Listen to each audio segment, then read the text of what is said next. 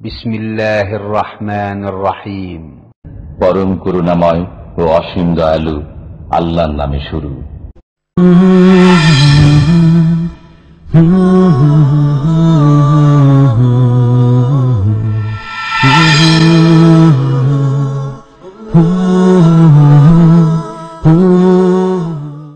ومن أحسن قولا ممن دعا إلى الله وعمل صالحا وقال إنني من المسلمين. أعوذ بالله من الشيطان الرجيم. بسم الله الرحمن الرحيم. قل هل ننبئكم بالأخسرين أعمالا الذين ضل سعيهم في الحياة الدنيا وهم يحسبون أنهم يحسنون صنعا. وقال الله تعالى في آية أخرى إن عدة الشهور عند الله 12 شهرا في كتاب الله يوم خلق السماوات والأرض منها 4 حرم ذلك الدين القيم ফালা তাজলিমু ফীহিন্না আনফুসাকুম আল আয়া। মহান আল্লাহর সমস্ত প্রশংসা যে আল্লাহ পাক রব্বুল আলামিনের অশেষ রহমতি এবং তার হিকমত এবং প্রজ্ঞার ভিত্তিতে আল্লাহ পাক রব্বুল আলামিন তার সৃষ্টি জগতে আমাদেরকে আবারও সুযোগ দিয়েছেন 1436 হিজরি অতিক্রম করে 1437 হিজরিতে কদম রাখার। এর জন্য আল্লাহ পাকের শুকরিয়া জ্ঞাপন করি, আলহামদুলিল্লাহ। আজকে মুহররম মাসের 1ম তারিখ, চাঁদ দেখার হিসাবে, তবে ক্যালেন্ডারে 2 তারিখ 1437 হিজরি। এটা আপনাদের অবগতির জন্য বলছি, কারণ আবার এর উপর নির্ভরশীল হচ্ছে আপনাদের আশুরা রোজা 10ই মুহররম বা তার সাথে সাথে যে 9 মুহররমের রোজা অনেক ভাইরাই রাখবেন বা বোনেরা রাখবেন। এই ক্ষেত্রে জেনে রাখা জরুরি যে আজকে হচ্ছে 1ম তারিখ, বৃহস্পতিবার।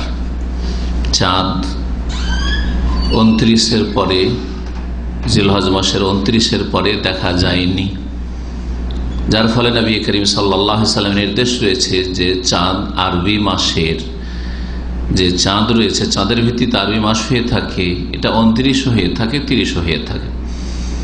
29-এর পরে যদি চাঁদ না দেখা যায়, ফাইন গুম্মা আলাইকুম, তোমাদের ওপর যদি মেঘলা আকাশ থাকে অথবা অস্পষ্ট আকাশ থাকে আর চাঁদ না দেখা যায়, ফাআকমিলুল ইদ্দাতা 30, তো তোমরা 30-এর সংখ্যা পূরণ করে নাও।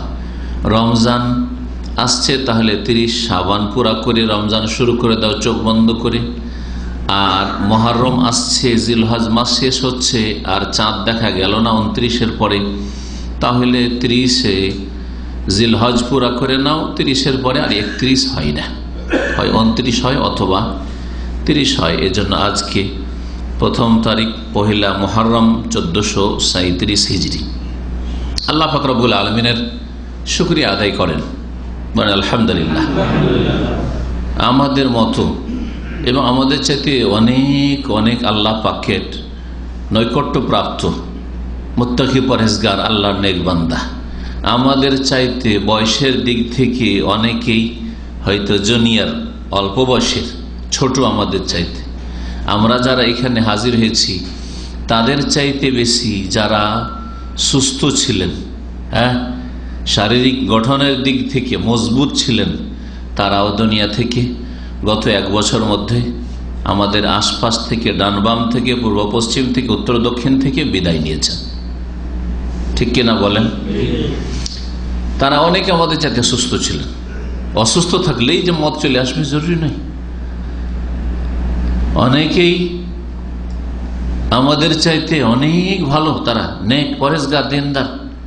অনেকে আমাদের চাইতে কম বয়সের, আমাদের অনেকের কাছে মতের চিঠি চলে এসছে, দাড়ি চুল সাদা হইতে লেগেছে। অনেকে অল্প বয়সেই নাবালক অথবা সাবালক হয়েছে, বিবাহ শাদীরও এখনো সুযোগ আসেনি, অথবা বিবাহ শাদী করেছে, ছেলে মেয়ে এর মুখ দেখেনি, আর ছেলে মেয়ের মুখ দেখলে এখনো ছেলে মেয়ে নাবালক হয়ে আছে। এইভাবে আপনি একটা একটা করে চিন্তা করে দেখেন যে তাদের বেঁচে থাকার পার্থিব দিক থেকে আরো বেশি প্রয়োজন ছিল ওই সব লোকদের তুলনায় যাদের ছেলেমেয়েরা বড় হয়ে গেছে, ঠিক কিনা, যাদের বয়স 50-60 চলে এসছে, বিবাহ শাদী করেছেন, ছেলে মেয়ে আছে আলহামদুলিল্লাহ, অনেক কিছু দুনিয়ার করেছেন, দিনের কিছু করেছেন, সেই সব লোকদের কাছে মতের পরোয়ানা চলে এসছে আপনাদের আগেই, তারা দুনিয়া থেকে বিদায় নিয়েছে। আমরা প্রত্যেকে এইরকম অনেক ভাইদেরকে জানি, গত 1 বছর মধ্যে তারা আমাদের আশপাশ থেকে আমাদেরকে ছেড়ে চলে গেছেন। আল্লাহ পাক তাদের মধ্য থেকে যারা মুমিন মুসলিম তৌহিদ প্রতিষ্ঠাকারী বড় শিরক মুক্ত, আল্লাহ যেন তাদের গুনাহ খাতা মাফ করে দেন। যারা কুফরি মুক্ত, বড় কুফরি মুক্ত, আল্লাহ তাদের গুনাহ খাতা ভুল ভ্রান্তি যেন মাফ করে দেন। তাদের রুহের মাগফিরাত মার্জন আল্লাহ পাক যেন করেন, তাদের সকলকে জান্নাতুল ফিরদৌস যেন দান করেন। আল্লাহ রাব্বুল আলামিন আমাদেরকেও একদিন নেবেন, সুতরাং ঈমানের অবস্থায় আমাদেরকে যেন নেক অবস্থায়, ভালো অবস্থায়, ভালো কাজের অবস্থায় আল্লাহ পাক যেন আমাদের মত দান করেন। আল্লাহ পাক রব্বুল আলামিন আমাদের হায়াতে যেন বরকত দান করেন। আল্লাহ পাক এইরকম দীর্ঘদিন আমাদের এই জীবনে পাওয়ার যেন সুযোগ দান করেন, আর সুস্থতার সাথে, ঈমানের সাথে, নেক জীবন যাপনের সাথে আল্লাহ পাক যেন সেই সময়গুলি কাটাবার তৌফিক দান করেন। নতুন বছর শুরু হয়েছে, নতুন বছরে আলোচনার 2টো দিক রয়েছে। একটা দিক হচ্ছে যে নতুন বছর, গত একটা বছর গেছে এবং তার সাথে সাথে বহু বছর আমার জীবনে আপনার জীবনে গেছে, আর নতুন বছরে পদার্পণ করেছেন। এখানে আমাদের চিন্তা করা উচিত। জ্ঞানী মানুষ চিন্তা করবে, যেমন যে কোনো একজন জ্ঞানী মানুষ, সাধারণ জ্ঞানী মানুষও যখন সামনে একটা টার্ন আসে, ডান দিকে বাম দিকে 2টো রাস্তা আসে, তখন চিন্তা করে ডান দিকে যাব না বাম দিকে যাব। তেমনি আপনাকে আমাকে চিন্তা করা উচিত যে এই যে নতুন বছর এসছি, এই সময় কোন দিকে যাব। আসহাবুল ইয়ামিন হব, ডান হাতে আমলনামা পাওয়ার চেষ্টা করব, না এখনো ওই গতিতে চলতে থাকবো যাতে বাম হাতে আমলনামা আসে আর জাহান্নামে যেতে হয়। একটি চিন্তার বিষয় রয়েছে, এই একটা দিক রয়েছে। এবং অতীতের ভুল ভ্রান্তির ওপর আমাদের অনুতপ্ত হয়ে, লজ্জিত হয়ে সংশোধন করে আল্লাহর দিকে ফিরে আসা, এই বিষয়টি রয়েছে। নিজের আত্মপর্যালোচনার বিষয় রয়েছে। দ্বিতীয় একটি দিক রয়েছে, সেটা হচ্ছে মুহররমুল হারাম, যে আরবি মাসগুলির প্রথম মাস। এই মাসে আমাদের শরীয়ত সম্মত করণীয় কি, এবং এই মাসগুলি সম্পর্কে, যে আরবি মাস, ইসলামিক মাস, এই মাসগুলি সম্পর্কে কোরআনে কারিমে কি বলা হয়েছে। সূরা তাওবার আয়াত নম্বর 36 দিয়ে শুরু করি। আল্লাহ পাক রব্বুল আলামিন ইরশাদ করছেন, ইন্না ইদ্দাতাশ শুহুরি ইনদাল্লাহি 12 শাহরান ফি কিতাবিল্লাহ। নিঃসন্দেহে মাসগুলির সংখ্যা, যে মাসগুলি আল্লাহ পাক 12টি দিয়েছেন, এগুলির সংখ্যা হচ্ছে ইনদাল্লাহ, মহান আল্লাহর নিকটে। তাহলে এই হচ্ছে আল্লাহ পাকের ফয়সালা যে বছর হবে 12 মাসে, এবং মাসগুলি মুহররম থেকে শুরু হয় আর জিলহজে গিয়ে শেষ হয়। এই মাসগুলিকে বোঝানো হয়েছে, ইংরেজি মাসকেও বোঝানো হয়নি, বাংলা মাসকেও বোঝানো হয়নি। অন্য বিভিন্ন জাতির নিজের মাস রয়েছে আর সাল রয়েছে, সেগুলিকে বোঝানো হয়নি। আর ইসলামিক মাস এবং বছরকে বোঝানো হয়েছে। বছর হয় 12 মাসে, আর 12 মাস সম্পর্কে আল্লাহ বলছেন আল্লাহর নিকটে মাসগুলির সংখ্যা হচ্ছে 12 শাহরান, 12টি মাস। ফি কিতাবিল্লাহ, আল্লাহ পাকের বিধানে। এখানে কিতাবুল্লাহ মানে কোরআনে কারীম বোঝানো শুধু হয়নি, আল্লাহর বিধানে, আল্লাহ পাকের ফয়সালাই 12টি মাস রয়েছে বছরে। আর এটা এমন নয় যে যেমন হিজরি সন গণনা শুরু হয়েছে ওমর রাদিয়াল্লাহু তাআলা আনহুর যুগ থেকে, এটা শুরু করেছেন তারা গণনা। আর হিজরত, নবী সাল্লাল্লাহু আলাইহি ওয়াসাল্লামের হিজরতকে কেন্দ্র করে ওই রকম বিষয় নেই। তার আগে হিজরি সনের নাম ছিল না। 1437 হিজরি মানে নবী সাল্লাল্লাহু আলাইহি ওয়াসাল্লামের হিজরতের 1437 বছরে আমরা কদম রাখলাম, ঠিক না? তার আগে এই হিজরত নামটিও ছিল না, আর তার আগে এই সাল গণনারও কল্পনা ছিল না। এরকম বিষয় নয় মাসগুলি আর বছর, বরং আল্লাহ পাক বলছেন ইয়াউমা খালাকাস সামাওয়াতি ওয়াল আরদ, যেই দিন থেকে আল্লাহ পাক আকাশসমূহ এবং জমিনকে সৃষ্টি করেছেন, সেই দিন থেকে আল্লাহ পাক 12টি মাস বছরে নির্ধারণ করেছেন তার ফায়সালাতে, তার বিধানে। মিনহা আরবাতুন হরম, এই 12টি মাসের 4টি মাস সম্মানিত মাস, হারাম মাস। হারামের বহু বচন হচ্ছে হরম। হারামের একটি অর্থ হয় হারাম, হালালের বিপরীত, বৈধ আর অবৈধ। হারাম মানে হারাম, যেগুলি নিষিদ্ধ বা যেগুলি হচ্ছে বর্জনীয়। আর হারামের আর একটি অর্থ হয় সম্মানীয়, মোহতারাম। মোহতারাম শব্দ থেকে সম্মানীয়। তো এই 4টি মাস বড় সম্মানীয় মাস, মর্যাদা সম্পন্ন মাস আল্লাহ রাব্বুল আলামিনের কাছে। আর প্রাচীন যুগ থেকে, জাহিলিয়াতের যুগের আগে, পূর্ব যুগ থেকে মানব জাতি এই 4টি মাসের শ্রদ্ধা সম্মান করত, যার ওপর আরবদেরকে নবী করিম সাল্লাল্লাহু আলাইহি সাল্লাম পেয়েছেন। 4টি মাসকে তারা বড় শ্রদ্ধা সম্মান করত, মর্যাদা দিত। তাদের যদি লড়াইয়ের মারামারির প্রয়োজন হইতো তারা মারামারি করত, কিন্তু 4 মাস মারামারি বন্ধ রাখত, বোঝাপড়া করে। যে না, এই 4 মাসে মারামারি করা যাবে না, কাটাকাটি করা যাবে না, লড়াই করা যাবে না, কলহ বিবাদ করা যাবে না। আর এমন কি যদি এর অতিরিক্ত প্রয়োজন হতো যে না, কোনো উপায় নেই, লড়াই করতে হবে, মারামারি করতেই হবে, যুদ্ধ ছাড়তে পারছে না। জাহিলিয়াতের যুগে গোত্রীয় নেতৃত্ব ছিল, আর এক গোত্রে আর এক গোত্রের সাথে লড়াই চলতেই থাকতো, লড়াই বন্ধ করতে পারছে না। তখন করতো কি, তারা এই মাসগুলোকে খেয়াল খুশি তারা এগিয়ে দিত, পিছিয়ে দিত, যেটাকে কোরআনের ভাষায় নাসি বলা হয়েছে। নাসিউন মানে পিছিয়ে দেওয়া। মুহররম মাস চলে এসছে, এখন আর জাহিলিয়াতের যুগের কাফের মুশরিকরা লড়াই তো করতে পারছে না, কিন্তু লড়াই করা অনিবার্য। তখন এটা আর মুহররম নয়, তাহলে এটাকে সফর করে দিই, মুহররমটা পরে কাজা করে নেব। হাস্যকর বিষয় ছিল, খেয়াল খুশি। 4টি মাস হচ্ছে জিলকাদা বা জিলকাদ, জিলহজ বা জিলহিজ্জা, আর মুহররম। ধরেন এই মাসগুলিতে ওরা নিরুপায় লড়াই করতে হবে, লড়াই ছাড়া যাবে না, বন্ধ করা যাবে না। তখন করতে এই মাসগুলির অন্য নাম দিয়ে দিত। আর তারপরে যখন এই মাসগুলি পড়া অন্য মাস শুরু হয়, তখন বলতো যে হ্যাঁ, এখন ওই মাসগুলি পড়া হচ্ছে। আল্লাহ কোরআনে কারীম সূরা তাওবাতে ইন্নামান নাসিউ জিয়াদাতুন ফিল কুফর, এক তো কুফরির জীবনযাপন, কুফরি আকীদা, আর তার উপরে এই নাসি খেয়াল খুশি মাসগুলিকে পরিবর্তন করে নিয়ে নিজের লড়াইকে চালিয়ে যাওয়া, এটা হচ্ছে অতিরিক্ত তাদের কুফরি। জি, এই 4টি মাসকে আল্লাহ সম্মানিত বলেছেন। হারাম এই দিক থেকে যে এই মাসগুলিতে প্রাচীন যুগে হারাম মনে করে তো মারামারি লড়াই করা প্রয়োজন হলো। যালিকা দ্বীনুল কাইয়্যিম, এটি হচ্ছে সুপ্রতিষ্ঠিত দিন আল্লাহ পাকের, এটি হচ্ছে দিন কায়েম করা। ফালা তাযলিমু ফীহিন্না আনফুসাকুম, কাফের মুশরিকেরা যেহেতু এই মাসগুলি, বিশেষ করে 4টি মাসের খুব শ্রদ্ধা সম্মান করত, আল্লাহ বলছে সুতরাং তোমরা এই 4টি মাসে, আর কেউ কেউ বলছেন এই 12 মাসে, যে 12 মাসের কথা আল্লাহ উল্লেখ করলেন, এতে তোমরা নিজেদের উপর জুলম অত্যাচার করিও না। নিজেদের উপর জুলম অত্যাচার করিও না কোরআনের ভাষায় মানে একে অপরের উপর অন্যায় অত্যাচার করিও না। এটা হচ্ছে কোরআনের বাকভঙ্গিমা। কেন অন্যের উপর জুলুম করছেন, কিন্তু আল্লাহ কোরআনে বলছেন তো তোমরা নিজেদের উপর জুলুম করিও না। এতে যাতে করে একটা মানুষের মধ্যে এই বিবেক পয়দা হয় যে না, আমি যে ওর উপর জুলুম করছি, এটা ওর উপর জুলুম না, এটা আমার উপর জুলুম, সেও আমার মতো মানুষ। এই জন্য বলা হচ্ছে যে তুমি অন্যের উপর জুলুম করলে এটাও তোমার উপর জুলুম করা হইল। একদিক থেকে এটা বিষয় রয়েছে।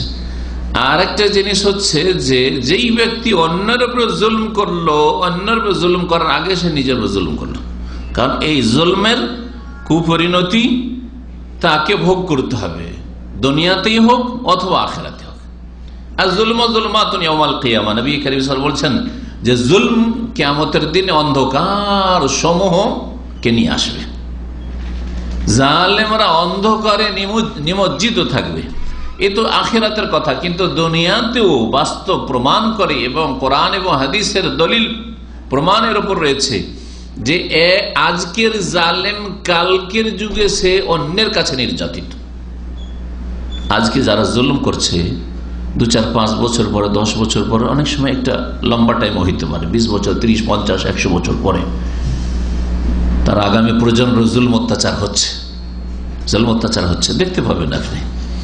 এখানে কয়েকদিন আগে এক ভাই এসে বলছে যে এখানে একজন বড় ম্যানেজার ছিল কোম্পানি, তার উপর এখন জুলম অত্যাচার চলছে, তাকে এখন তাড়ানোর ব্যবস্থা চলছে। তা আমি কথায় কথায় জানতে চাইলাম যে যখন সে ম্যানেজার ছিল সেও কি কারণে জুলুম করেছে? বলছে হ্যাঁ নিশ্চয়ই।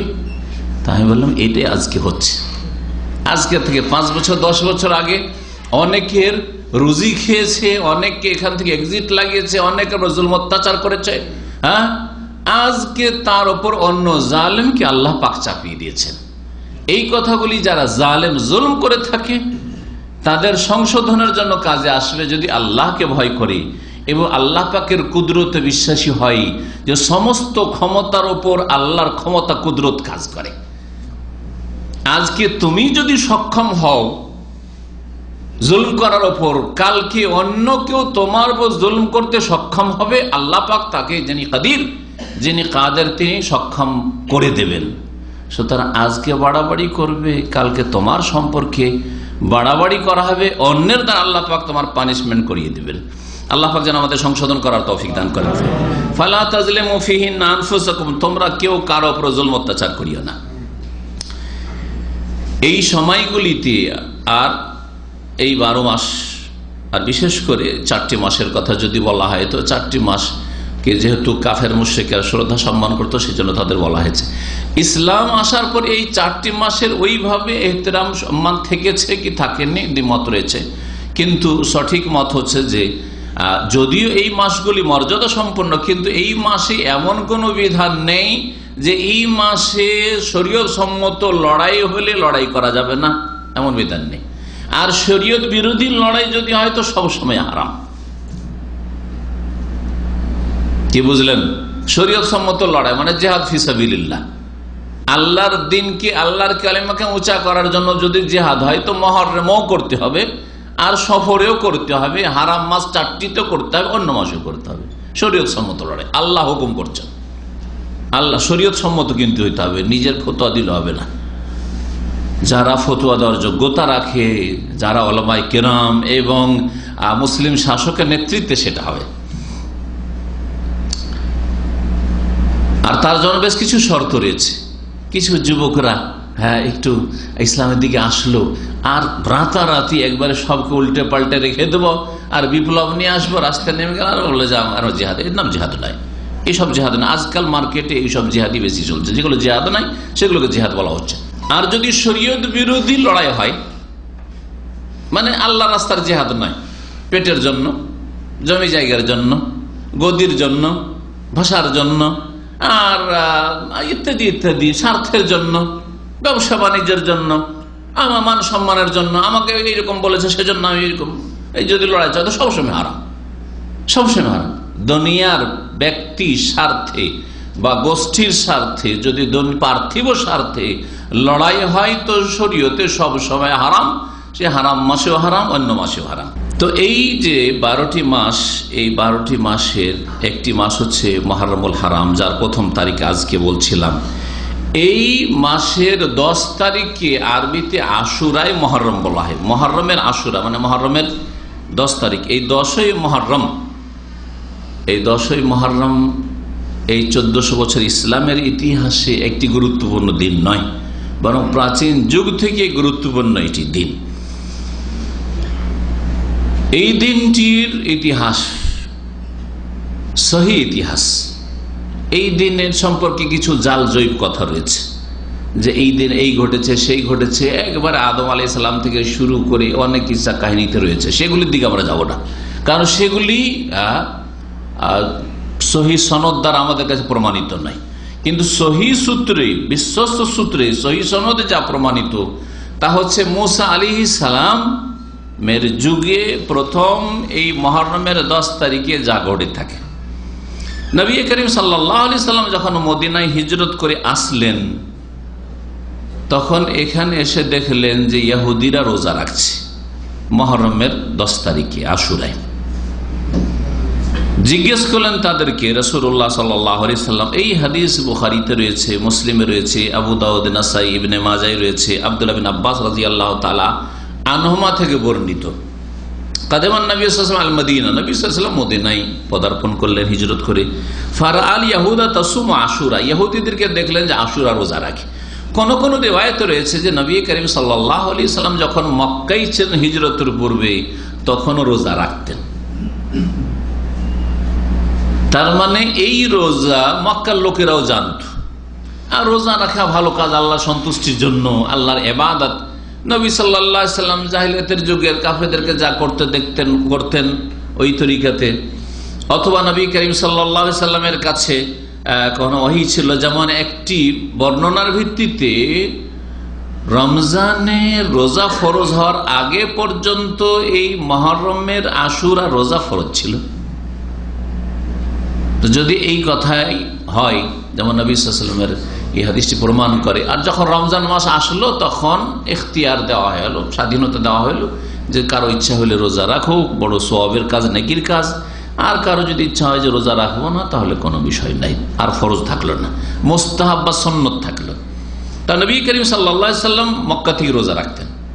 এখানে এসে রোজা রাখা দেখলেন, দেখার পরে তাদেরকে প্রশ্ন কেন করলেন, জানার জন্য যে ইহুদিরা কেন রোজা রাখছে। মক্কায় তো লোকেরা রোজা রাখে, কিন্তু ইহুদির লোকেরা এরা কেন রোজা রাখে।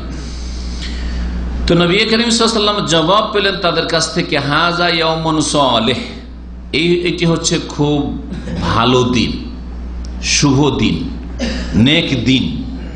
কোন কোন রিওয়ায়েতে রয়েছে হাযা ইয়াউমুন আযীম, এটি হচ্ছে বড় দিন, এটি হচ্ছে মহাদিবস। ইয়াউমুন নাজ্জাল্লাহু ফীহি বনি ইসরাঈল মিন আদুওয়িহিম, এই দিনে বনি ইসরাইলকে তাদের শত্রুদের থেকে আল্লাহ রাব্বুল আলামিন মুক্তি দান করেছিলেন। অন্য রিওয়ায়াতে রয়েছে ইয়াউমুন নাজ্জাল্লাহু ফীহি মূসা ওয়া কওমাহ, যেই দিনে আল্লাহ পাক রব্বুল মূসা আলাইহিস সালামকে তার সম্প্রদায়কে, তার মানে তারা বনি ইসরাইল, ভাষার পার্থক্যের সাথে হাদিসগুলি রয়েছে, আল্লাহ পাক তাদেরকে মুক্তি দান করেন।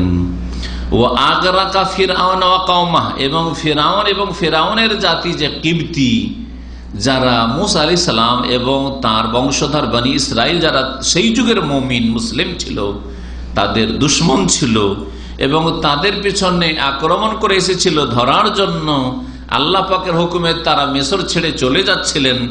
রাতের অন্ধকারে ভোরের বেলা এই ঘটনা ঘটে। আশুরা এই 10 মুহররম ভোরের বেলা এই ঘটনা ঘটে।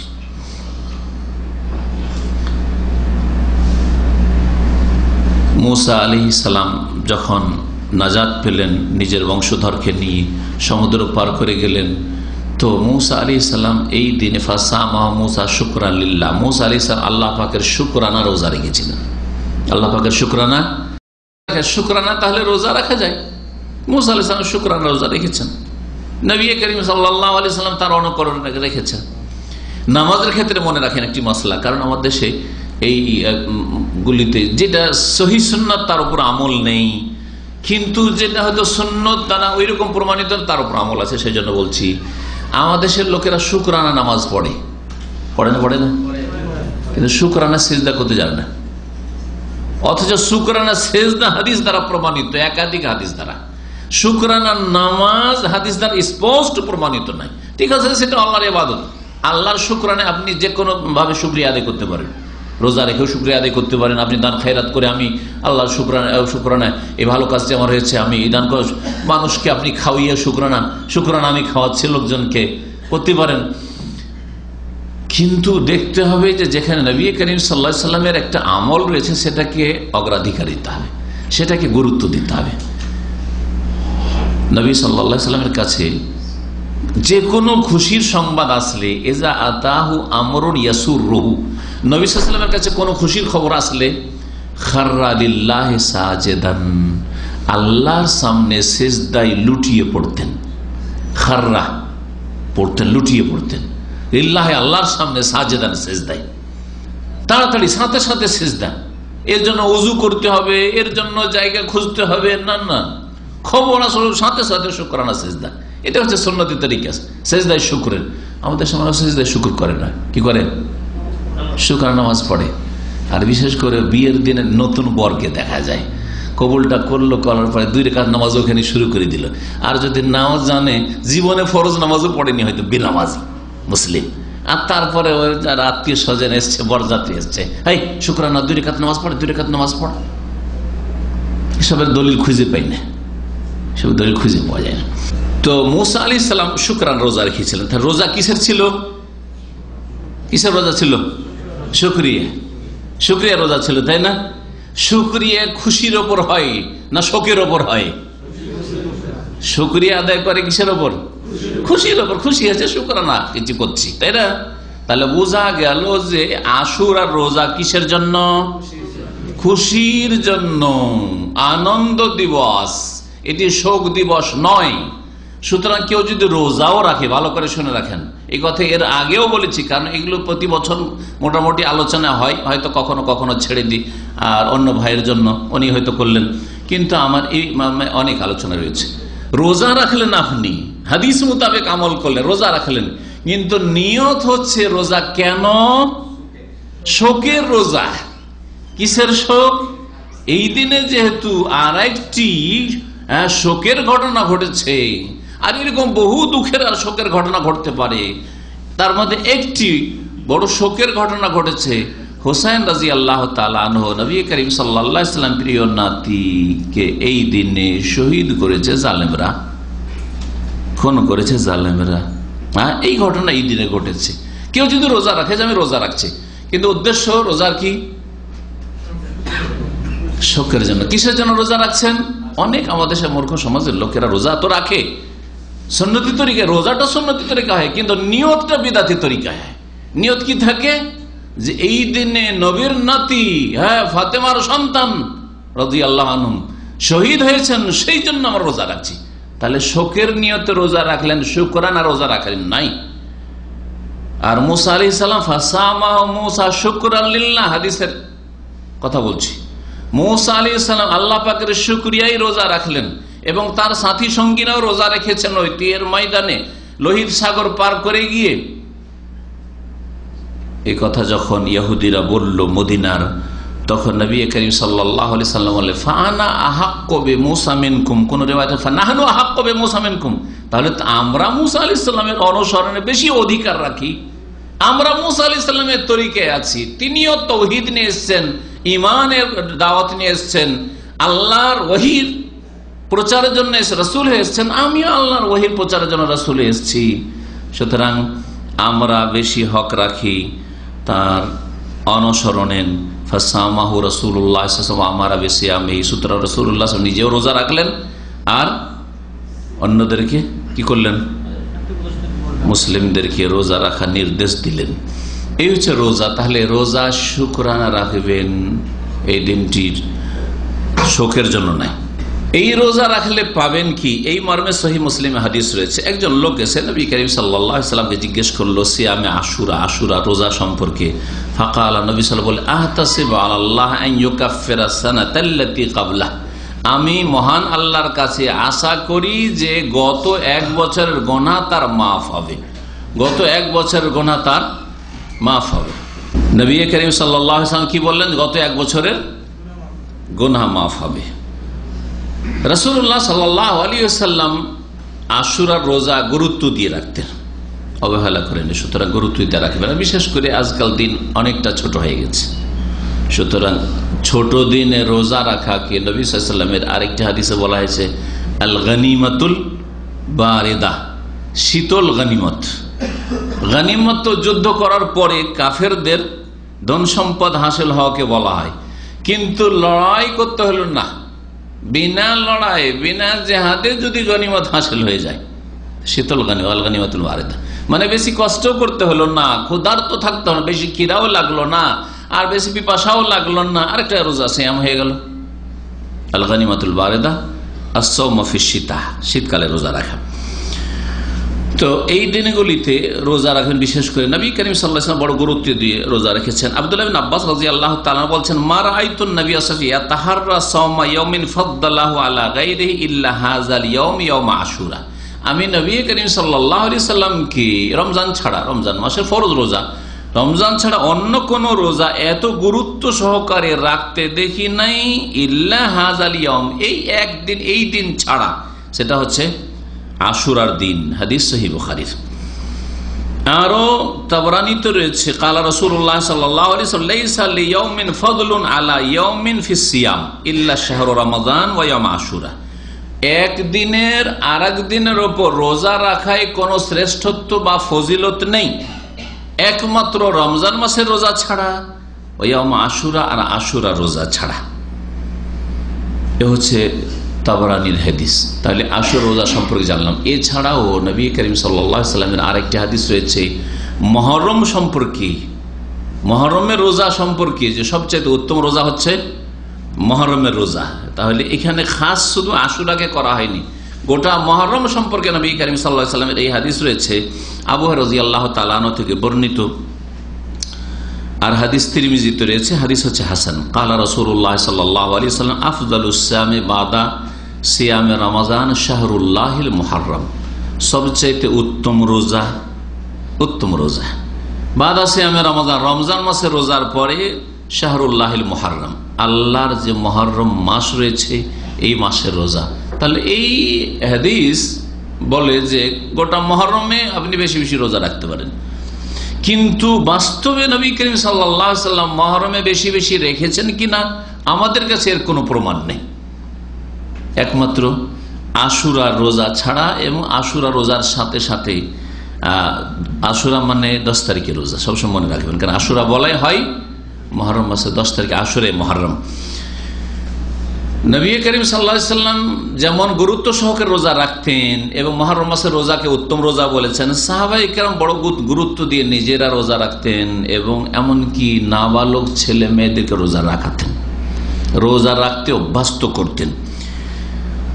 বলছেন রুবাই বিনতে মুআউযিজ, একজন মহিলা সাহাবিয়া বলছেন, কালাত আরসালান নবী সাল্লাল্লাহু আলাইহি ওয়াসাল্লাম গাদাত আশুরা ইলা কুরাল আনসার, নবী করিম সাল্লাল্লাহু আলাইহি ওয়াসাল্লাম আনসারদের গ্রামে গ্রামে আর পাড়ায় পাড়ায় লোক পাঠালেন, দূত পাঠালেন আশুরার সকালবেলা, 10ই মুহররম সকালবেলা, আর বললেন মান আসবাহা, এই ঘোষণা করে দাও, মান আসবাহা মুফতিরান ফালিয়ুতিম্মা বাকিয়াত ইয়াউমিহি, কেউ যদি সকাল সকাল কিছু খেয়ে নিয়ে থাকে, ব্রেকফাস্ট, মুফতির ফুতুর মানে ব্রেকফাস্ট করা, ব্রেকফাস্ট কেউ যদি করে নিয়ে থাকে, কিছু খেয়ে নিয়েছে, কিছু পান করে নিয়েছে, তাহলে যে দিনের বাকি অংশটা আছে সেটা যেন না খেয়ে পুরা করে, গুরুত্ব দেওয়ার জন্য।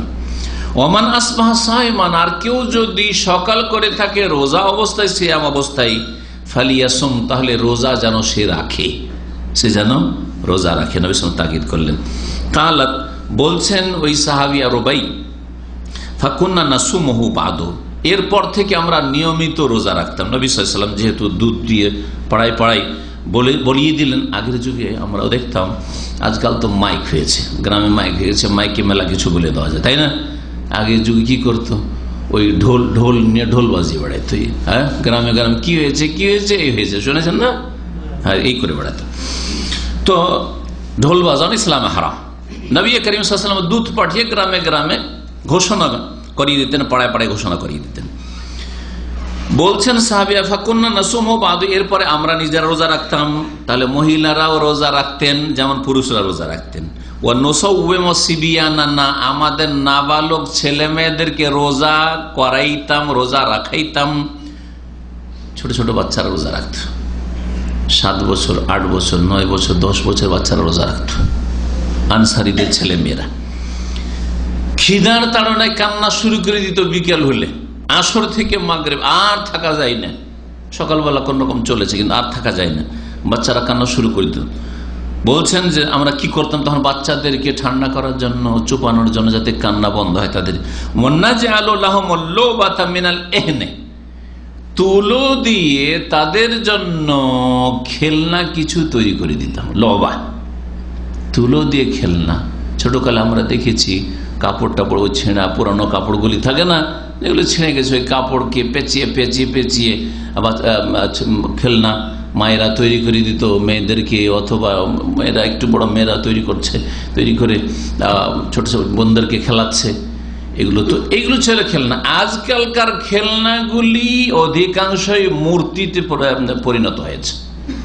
নাক, চোখ, হাত, পা সবকিছু বোঝা যাচ্ছে। সুতরাং আজকালকার খেলনা বাড়িতে রাখা এবং বাচ্চাদেরকে দেওয়া এটা ঈমানের জন্য ক্ষতিকর, আর আপনার ছেলে মেয়েদের ইসলামিক তরবিয়তের জন্য ক্ষতিকর।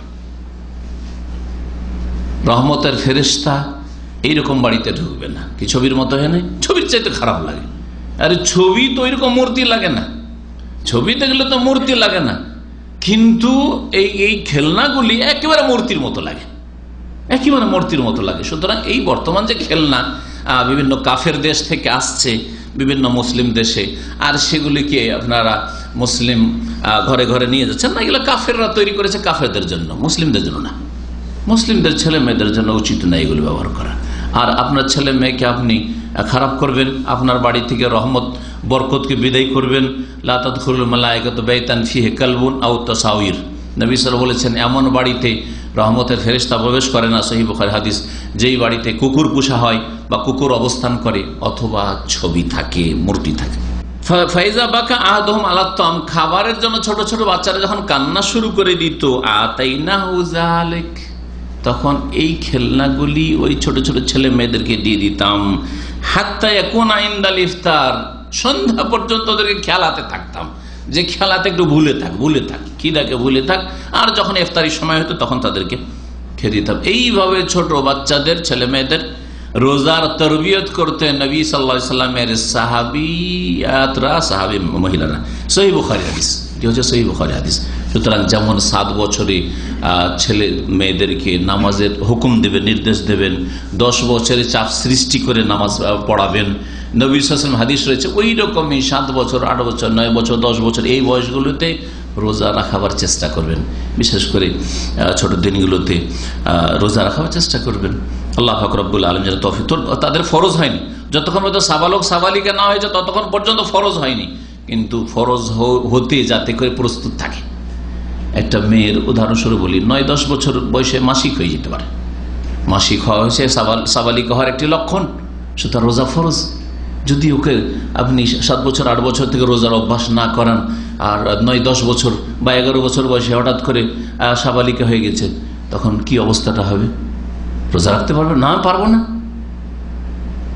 এইরকমই ছেলেরা বড় হয়ে, যেহেতু বাপ মা রোজার অভ্যাস করায়নি, আমরা দেখেছি এমনও পরিবার, বেনামাজি আর বেরোজাদারদের পরিবার, যে 18 বছর 20 বছরের ছেলে রোজা রাখে না। কেন রোজা রাখে না? বলছে না খেয়ে থাকতে পারি না। বাপ মা ঘরে দানা আছে, খাবার আছে, খাওয়িয়েছে আর রোজা রাখায়নি। যখন একেবারে 15 বছর 16 বছর হয়ে গেছে তখন রোজা রাখতে বলছে, তখন তো রক্ত গরম হয়ে গেছে, হাড় মজবুত হয়ে গেছে, বাপ মাকে চোখ দেখা আবার মতো ক্ষমতা হয়ে গেছে গায়ে। এখন বাপ মায়ের কথা কে শুনে? না, পারবো না রোজা রাখতে, পরে রাখবো, তোমার কাজ তুমি করো। এইসব জবাব বাপ মাকে এই সময় দিতে পারে। কিন্তু 10 বছর বয়স থেকে যদি এই তরবিয়তগুলি হয়ে যেত, তাহলে এই জবাবটা বাপ মাকে শুনতে হইতো না। সালাফে সালেহিনরা অর্থাৎ সাহাবাই কেরাম, তাবেইন, তাবা তাবেইনের জামানায় এই আশুরা রোজার এত গুরুত্ব তারা দিতেন যে এমনকি সফরেও তারা রোজা রাখতেন। অনেকে সফরেও রোজা রাখতেন, অথচ সফরে আল্লাহ পাক রমজান মাসে রোজা ছাড় দিয়েছেন। এই মর্মে আব্দুল্লাহ বিন আব্বাস প্রখ্যাত সাহাবী রাদিয়াল্লাহু আনহুমা, তার নাম আছে সাহাবীদের মধ্যে। তারপরে প্রখ্যাত ইমাম তাবেঈদের মধ্যে ইমাম জোহরি, ইবনে শিহাব জোহরির নাম আছে, আবু ইসহাক সাবিঈ, এই সব সাহাবা এবং তাবেঈনগণ তারা সফরেও আশুরা রোজা, এই মুহররমের রোজা রাখতেন। ওয়াকানা জোহরি ইয়াকুল, এবং ইমাম জোহরি রাহমাতুল্লাহ আলাইহি বলতেন, রমজান লাহু ইদ্দাতুম মিন আইয়ামিন উখর, আরে রমজান মাস যদি সফরে কাটিয়ে দিই, সফরে থেকে যাই, তো আল্লাহ ছাড় দিয়েছেন অন্য সময় রোজা রাখলেও চলবে। আল্লাহ কি বলেছেন? ফামান কানা মিনকুম মারিদান আও আলা সাফারিন ফাইদ্দাতুম মিন আইয়ামিন উখর, তোমাদের মধ্যে কেউ যদি অসুস্থ থাকে অথবা সফরে থাকে তাহলে গণনা পূরণ করে নেবে মিন আইয়ামিন উখর, অন্য দিনগুলিতে। 10টা রোজা ছুটেছে, 10টা রোজা অন্য সময় পুরা করে নেবে, 3টা ছুটেছে, 3টা অন্য সময় পূরণ করে নেবে। তাহলে অন্য সময় রমজান মাসে রোজা পুরা করা যেতে পারে সফরের কারণে বা ব্যাধির কারণে। পক্ষান্তর আশুরার ইমাম জোহরি বলতেন ও আশুরা ইয়াফুত, কিন্তু মুহররমের 10 তারিখের রোজা যদি না রাখি এখন নগদ এর তো কাজা চলবে না। এই ক্ষেত্রে তো আমাদের কাছে দলিল নাই যে চলো আশুরা রাখতে পারলাম না এখন, আর পরে কাজা করছে 2 মাস পরে, যখন পৌষ মাস মাঘ মাস এসছে, ছোট দিন আছে, এখন ওই আশুরা রোজা রাখছি, চলবে? সুন্নত রোজার কাজা চলে না। এই যুক্তি পেশ করতেন ইমাম জোহরি রাহমাতুল্লাহ আলাইহি। ইমাম আহমদ প্রখ্যাত ইমাম, 4 ইমামের একজন ইমাম রাহিমাহুমুল্লাহ জামিয়ান, স্পষ্ট বলছেন তিনি যে আন্নাহু ইউসামু আশুরা ফিস সাফার, সফরেও আশুরা রোজা রাখা যাবে, আশুরা রোজা সফরেও রাখা যাবে। মনে রাখবেন যে সফর হচ্ছে রোজার ক্ষেত্রে, আমি এর আগে রোজার বিস্তারিত যেসব আলোচনা করেছি তাতে বলেছি 3টি অবস্থা হইতে পারে। একটা হচ্ছে খুব আরামের সফর, খুব আরামের সফর, মক্কায় আছেন, মদিনায় আছেন, হোটেলে আছেন, আর 3 বার যেমন বাড়িতে খান ওইরকম খাবার পাচ্ছেন, এটাও তো সফর। কোনো অসুবিধা আছে? বাড়ির মতোই, ওর চাইতে বেশি আরামে থাকছেন হয়তো। অথবা আত্মীয়র বাড়ি বেড়াতে গেছেন, বাড়িতে তো খাবার খেলে একটু খেটে খুটে খেতে হয়, আর আত্মীয়র বাড়ি কুটুম বাড়ি গেছেন, ওখানে তো বসে বসে খাচ্ছেন, হ্যাঁ, টাইম হচ্ছে আর খাবার চলে আসছে, নাস্তা চলে আসছে। তো ওইরকম জায়গায় রোজা রাখতে অসুবিধা আছে না? ভাই শ্বশুর বাড়ি গেছি অথবা খালার বাড়ি মামার বাড়ি গিয়েছিলাম, সেই জন্য ওখানে সফরে ছিল, চলবে? তো আর যদিও সফর জায়েজ হতে পারে, কিন্তু কথা হচ্ছে এই ক্ষেত্রে রোজা রাখাই উত্তম হবে, রোজা রাখাই উত্তম হবে। আর একটা সফর হচ্ছে, একটা হচ্ছে খুব আরামের সফর বললাম। 2 নম্বর সফর হচ্ছে যে সফর মানে সামান্য একটু নিদ্রার ব্যাঘাত ঘটা, হ্যাঁ, তারপরে খাওয়া দাওয়া ওই রকম বাড়িতে যেমন পাচ্ছেন ওই রকম হয়তো হবে না, এটা স্বাভাবিক হওয়া, কিছু কষ্ট সাধারণ।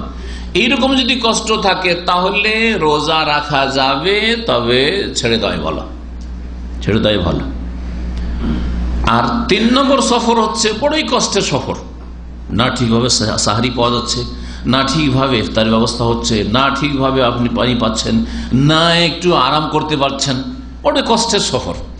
এইরকম যদি হয়, রোজা রাখতে বড় কষ্ট হচ্ছে, রোজা রাখলে বেশি কষ্ট যদি থাকে তাহলে রোজা রাখা আপত্তিকর, অপছন্দনীয়, অনেক সময় গুনার কাজ।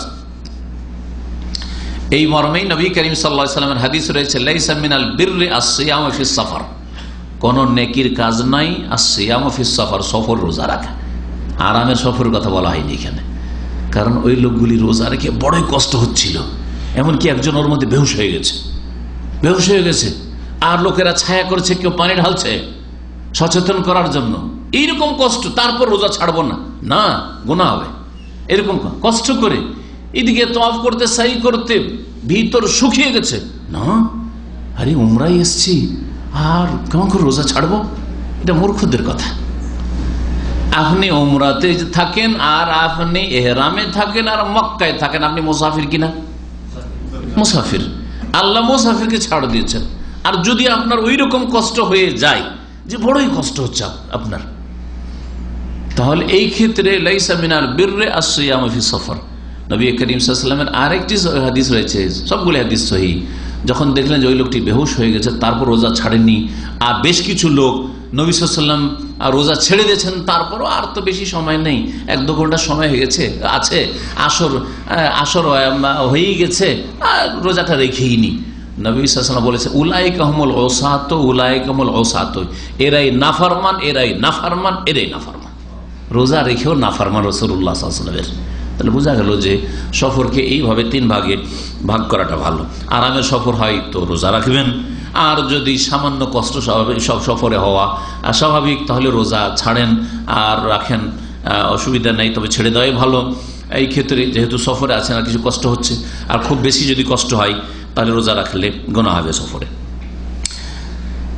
তো বলছিলাম যে ইমাম আহমদ রহমতুল্লাহ আলাইহি বলছেন যে সফরে রোজা রাখা যাবে। লাতাইফ নামক কিতাবের 121 পৃষ্ঠায় এই বিষয়টি তিনি বা তার নকল করা হয়েছে।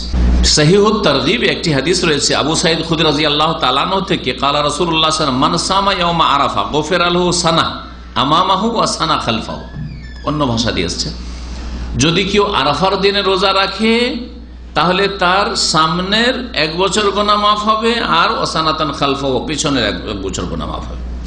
এই ভাষা দিয়ে এসছে সহি তারগিবে, কিন্তু সহি মুসলিম বা অন্যান্য রিওয়ায়াতে যে রয়েছে ইউকাফিরু সানাতাল্লাতী ক্বাবলাহু ওয়া সানাতাল্লাতী বাদাহু, একই শব্দের পার্থক্য।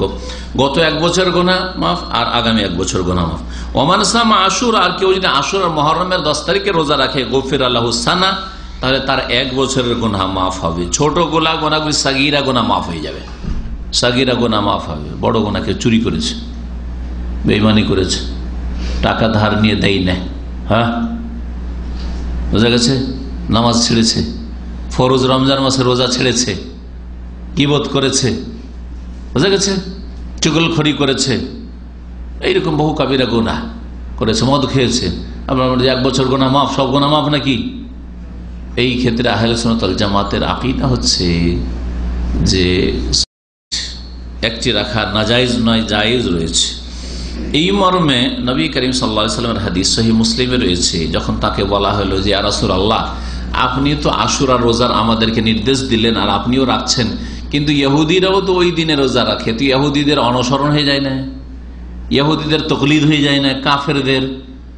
তখন নবী সাল্লাল্লাহু আলাইহি সাল্লামের যেহেতু শরীয়তের একটি নীতিমালা কায়দা হচ্ছে কাফের বিজাতির বিরোধিতা করা, কাফের বিজাতির ধর্মীয় কাজে বিরোধিতা করা। ওরা একদিন রোজা রাখে ওই আশুরাতে, আমরাও রোজা রাখবো। আর মানুষের অন্ধ অনুসরণ করলে হয় কি, কমজোর হয়ে যায় মানুষ। যেই জাতি অন্য জাতির অন্ধ অনুকরণ করে তাদের কাছে দুর্বল। আজকাল মুসলিম জাতি দুর্বল, সেই জন্য বেশভূষা, সংস্কৃতি, সভ্যতা সবকিছুতে কাফেরদের মতো চালচলন, তাদের কাফেরদের মতো তাদের লেবাস পোশাক, কাফেরদের মতো তাদের কাটিং ছাটিং, কাফেরদের মতো তাদের রূপ চেহারা, কাফেরদের মতো তাদের চুল, কাফেরদের মতো তাদের নারীরা, ইত্যাদি ইত্যাদি। এই জন্য দ্বীনে ইসলামে কাফেরদের অনুকরণ হারাম করা হয়েছে। আপনি লিডিং করবেন, সামনে চলবেন, আপনি কারো পেছনে চলবেন। এই জন্য আল্লাহ উম্মতকে পয়দা করেন, কুনতুম খায়রা উম্মাহ উখরিজাত লিন-নাস, মানুষকে গাইড করো, লিড করো। এই না যে মানুষের পিছনে, যে কাফের ইহুদি নাসারার পিছনে পিছনে চলবেন, হিন্দুদের পিছনে পিছনে চলবেন। ওদের মহিলারা যেমন তেমন আপনার মহিলা হইতে হবে, ওদের যেমন রূপ চেহারাগুলি তেমন আপনাদের রূপ চেহারা হইতে হবে। ওদেরকে দেখলে যেমন চেনা যায় না, আপনাকে দেখলেও চেনা যায় না যে আপনি মুসলিমের সন্তান কিনা, এরকম নয়। নবী করিম সাল্লাল্লাহু আলাইহি ওয়াসাল্লামকে যখন বলা হলো যে ওরা একদিন রোজা রাখি আর আমরা একদিন রোজা রাখবো, আপনি তো বলছেন খালিফুল ইহুদ, ইহুদিদের বিরোধিতা করতে হবে, বিভিন্ন বিষয় আপনি আমাদেরকে বলছেন, তো এই বিষয়টা কেমন? তখন বললেন লাইন বাকিতু ইলা কাবিলিল্লা আসুমান্না তাসি, আগামী বছর যদি আমি বেঁচে থাকি তাহলে আমি অবশ্যই রোজা রাখবো 9 তারিখে, 10-এর সাথে 9 তারিখে রোজা রাখবো। আসুমান্না তাসে মাল আশের, উদ্দেশ্য হচ্ছে 10 তারিখের সাথে সাথে কি করব, 9 তারিখে রোজা রাখবো। কিছু জাহিরি লোকের রয়েছে, এক মূর্খ একদল আছে, ওরা বুঝেছে যে ওরা 10 তারিখে রাখে, আমরা 10 তারিখে রাখবো, 9 তারিখে মানে একটাই রাখবো। এটা ভুল, এটা উদ্দেশ্য নবী সাল্লাল্লাহু আলাইহি ওয়াসাল্লামের নয়। তাহলে তো আসল রোজাই হলো না। যেই দিন ঘটনা ঘটেছে, যেটা হচ্ছে খুশির দিন, সেই দিনই তো রোজা হলো না। সেই জন্য কেউ যদি বলে যে আমরা একটা রাখবো আর শুধু 9 তারিখে, এটা ভুল কথা। বরং এর উদ্দেশ্য হচ্ছে যে 10 তারিখের সাথে সাথে 9-এও রোজা রাখবো। কিন্তু আর একটি রিওয়ায়াত রয়েছে নবী করিম সাল্লাল্লাহু আলাইহি ওয়াসাল্লাম, মুসলিমের রিওয়ায়াত, যে আগামী বছর আসার আগে নবী সাল্লাল্লাহু আলাইহি ওয়াসাল্লাম ইন্তেকাল হয়ে গেল। মুহররম মাস সে রোজা হয়েই গেল, ওইভাবে একটি রোজা। তারপরে বললেন যে আগামী বছর বেঁচে থাকলে 9 তারিখেও রোজা রাখবো, তারপরে সফর, তারপর রবিউল আউয়ালে নবী করিম সাল্লাল্লাহু আলাইহি ওয়াসাল্লামের ইন্তেকাল হয়ে গেল। তাহলে শেষ বছরে এর মুহররমে নবী সাল্লাল্লাহু আলাইহি ওয়াসাল্লামের এই কথাটি ছিল। কিন্তু আমাদের জন্য শরীয়তের একটি বিধান হয়ে গেল যে 9 তারিখও রোজা আমাদের জন্য রাখা ভালো। ইমাম ইবনে তাইমিয়া রাহমাতুল্লাহ এই জন্য মাজমুআ ফাতাওয়া যে 37 খণ্ডে রয়েছে, তাতে বলছেন, অর্থে আমি নিজের পক্ষ থেকে বলছি না, ইয়ানি মাল আশির, লা আসুমান্না তাসে মাল আশির, 9 তারিখে রোজা রাখবো 10 তারিখের সাথে সাথে। ওয়ালি আজালে মুখালিফাতুল ইহুদ, ইহুদিদের বিরোধিতার উদ্দেশ্যে। ইমাম ইবনুল কাইয়িম রাহমাতুল্লাহ আলাইহি তার সবচেয়ে বড় যে ছাত্র জাদুল মাদ 2য় খণ্ড 76 পৃষ্ঠায় বলছেন যে আর একটি রিওয়ায়াত যেহেতু রয়েছে যে খালিফুল ইহুদ, তোমরা ইহুদিদের বিরোধিতা করো, সোমু আশুরা, আশুরা তোমরা রোজাও রাখো, ওয়া খালিফুল ইহুদ, ইহুদিদের বিরোধিতা করো, তারা একদিন রোজা রাখে, সোমু ইয়াওমান ক্বাবলাহু ওয়া ইয়াওমান বাদাহু, তোমরা তার একদিন আগেও রাখো আর একদিন পরে রাখো।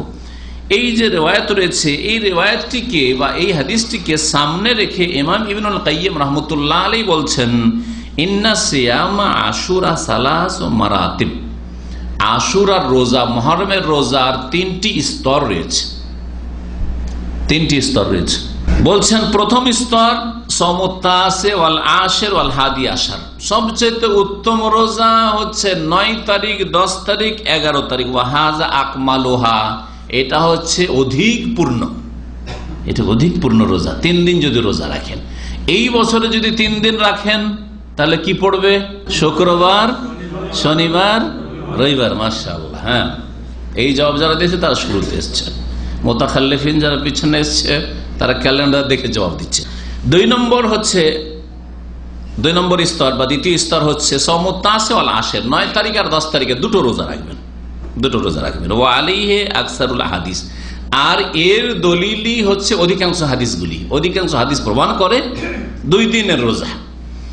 3 নম্বর স্তর হচ্ছে, যেটা তৃতীয় স্তর, সেটা হচ্ছে সওমুল আশির ওয়াদ, শুধু 10 তারিখে রোজা রাখা। কারণ নবী সাল্লাল্লাহু আলাইহি ওয়াসাল্লাম সারা জীবনটা ওই প্রথম থেকে মদিনা গিয়ে শুরু করেছেন, আর ওই মক্কার হাদিস যে নবী সাল্লাল্লাহু আলাইহি ওয়াসাল্লাম রাখতেন, ওটাও যদি হতো তার আগেও রোজা রেখেছেন। বিশেষ করে মদিনা গিয়ে জানতে পারলেন যে এটা কি, কারণটা কি, এই রহস্য কি এই রোজার। ইহুদিদের কাছ থেকে শুনতে পেলেন যে এই দিনে ফেরাউনকে আল্লাহ ধ্বংস করেছেন এবং মুসা আলাইহিস সালাম এবং তার জাতিকে আল্লাহ পাক মুক্তি দিয়েছেন। খুশির দিন এটা আমাদের জন্য, আল্লাহর দুশমন ধ্বংস হয়েছে আর আল্লাহর দোস্তদেরকে আল্লাহ পাক রব্বুল আলামিন নাজাত দিয়েছেন, খুশির দিন। তো তখন থেকে শুরু করে 10 বছর পর্যন্ত নবী করিম সাল্লাল্লাহু আলাইহি ওয়াসাল্লাম একটি করে রোজা রেখেছেন, ঠিক না? তো এই জন্য সেটাও জায়েজ, কেউ যদি একদিনও রোজা রাখে সেটাও জায়েজ। ওয়ালা ইউকরাহু আলা সাহিহ, ইবনুল কাইয়িম বলছেন যে সঠিক মতে একদিন রোজা রাখলে মাকরু, অপছন্দনীয় হবে না। তাহলে বোঝা গেল কেউ বলেছেন একদিন রোজা রাখা মাকরু, অপছন্দনীয়। কেন? তাতে ইহুদিদের বিরোধিতা হয় না, তাদের অনুকূলে হয়ে যাচ্ছে। ইমাম ইবনে তাইমিয়া রাহমাতুল্লাহ আলাইহি তার একটি কিতাব রয়েছে আল ইখতিয়ারাত, ইখতিয়ারাতের পৃষ্ঠা 101-এ তিনি এই কথাই বলেছেন যে একদিন কেউ যদি রোজা রাখে সেটা মাকরু নয়, কিন্তু এটা হচ্ছে নিম্ন স্তর। তার উপরে স্তর হচ্ছে 2টি রোজা রাখা, অধিকাংশ হাদিসগুলি তার প্রমাণ বহন করে। আর সব আকমালুল মারাতিব, সবচেয়ে উচ্চ স্তর হচ্ছে 3টি রোজা রাখা, 9, 10, 11। তবে এখানে একটি কথা শুনিয়ে দিই, যে হাদিসটি এখন শোনালাম ইবনুল কাইয়িম রাহমাতুল্লাহ আলাইহি উল্লেখ করেছেন যে তোমরা ইহুদিদের বিরোধিতা করো, আশুরা রোজা রাখো, আর তোমরা একদিন তাদের বিরোধিতার কারণে আগে রাখো এবং একদিন পরে রাখো। এই হাদিসটি মুসনাদে আহমদে রয়েছে আর বাইহাকিতে রয়েছে, আব্দুল্লাহ বিন আব্বাস রাদিয়াল্লাহু তাআলা আনহু থেকে বর্ণিত। আল্লামা আলবানী রহমতুল্লাহ আলাইহি এই হাদিসটার স্টাডি করে যায়িফুল জামের 3506 নম্বর হাদিস, এতে হাদিসটিকে যঈফ বলেছেন, দুর্বল, অনেকেই যঈফ বলেছেন। সুতরাং এই হাদিসের উপরে আমরা যঈফ হওয়ার কারণে যদি আমল নাও করি, আর যদি মনে করি যে আমরা রোজা রাখবো 3টি রোজা, মাসে 3টি রোজাও হয়ে গেল। এমনি তো নবী করিম সাল্লাল্লাহু আলাইহি ওয়াসাল্লাম মাসে 3টি করে রোজা রাখতেন, তো এই দিক থেকে কোনো দোষের কথা না যে 3টি রোজা রাখবেন, শুক্রবার, শনিবার, রবিবার। আর যদি মনে করেন যে 2টি রোজা রাখবো, যে অধিকাংশ হাদিসগুলি প্রমাণ করে, তো এটা ভালো। এখন আসি আশুরাতে কি করবো, এতটুকু বলা হয়েছে। রোজা রাখবেন এবং শুকরানা রোজা, খুশির রোজা, দুঃখের রোজা নাই, শোক মাতমের রোজা নাই। জি, আশুরায় অনেক বিদাত হয়ে থাকে মুসলিম সমাজে, বিশেষ করে শিয়া রাফেজিরা এই বিদাতগুলি করে। আর এই বিদাতগুলির অন্তরালে লুকিয়ে লুকিয়ে বড় বড় শিরক হয়, শিরকে আকবার হয়। যেমন তাজিয়া বানানো হয়, না বললে বুঝতে পারবেন না, তাজিয়া যে বানানো হয়, তাজিয়া দেখেছেন কেউ কোনোদিন? ওই যে লম্বা উঁচা উঁচা করে তাজিয়া বানানো হয়, দেখেছেন কেউ? ওই তাজিয়ার নিচেখানে একটা নকল কবর হয় হোসেন রাদিয়াল্লাহু আনহু, এটা জানেন কেউ? হ্যাঁ জানেন, অনেকে জানেন। নকল কবর হয়, ওই নকল কবরটা বানানো হয়, আর ওর ওপর মুড়ি, মুড়কি, আরো সবকিছু টাকা পয়সা ওতে ছিটানো হয়, নজরানা পেশ করা হয়। আর এই নকল কবরে, জালি কবরের পূজা হয়, জাল কবরের পূজা, বুঝলেন না? তাহলে বড় শিরক হয়, শুধু বিদাত হয় না, বড় শিরক হয়। আর ভারত উপমহাদেশে বেশ কিছু শাসক নবাবগুলি মোগল আমলে, তার পরে যেহেতু অনেক শিয়া ছিল অখণ্ড ভারতে, তার মধ্যে বাংলাদেশ, পাকিস্তান সবকিছুই, যার ফলে আমাদের দেশে যারা বেরেলুই, রেজবি, কবর মাজার পূজারী, তারা এই তাজিয়া মাতমটাকে জীবিত করে রেখেছে। শিয়াদের প্রতিনিধিত্ব করে তারা নিজেদেরকে শিয়া না বললেও, সুন্নি বললেও, সুন্নি মানে বিদাতি সুন্নি, কবর মাজার পন্থী সুন্নি, আর কবর মাজার পূজা এদের সাথে মিল আছে আবার। জি, তো এরাই তাজিয়াগুলি করে থাকে, এরাই বিদাতগুলি করে থাকে, এরাই শোক মাতম করে থাকে। ওই বাড়িতে বাড়িতে গিয়ে তারা কি গায়ে টায়, আর তারপরে কিছু পেট পূজা করে থাকে, চাল ডাল কিছু নেই। দেখেছেন এগুলো? হ্যাঁ হ্যাঁ, দেখছেন। চড়তে দিবেন না এগুলোকে, বাড়িতে চড়তে দেবেন না, উঠানে চড়তে দেবেন না। জি, কারণ গুনহার কাজে সহযোগিতা করা হবে। আল্লাহ পাক গুনহার কাজে সহযোগিতা কঠোরভাবে নিষেধ করেছেন। তাআওয়ানু আলাল বিররি ওয়াত তাকওয়া ওয়ালা তাআওয়ানু আলাল ইসমি ওয়াল উদওয়ান, তোমরা পরস্পরকে সাহায্য করো আলাল বিররি ওয়াত তাকওয়া, নেকির কাজে এবং আল্লাহ ভীরুতার কাজে। নেকির কাজে সাহায্য করে। ওয়ালা তাআওয়ানু আলাল ইসমি ওয়াল উদওয়ান, গুনহার কাজে এবং সীমা লঙ্ঘনের কাজে কেউ কারো সাহায্য করিও না, কেউ কারো সাহায্য করিও না।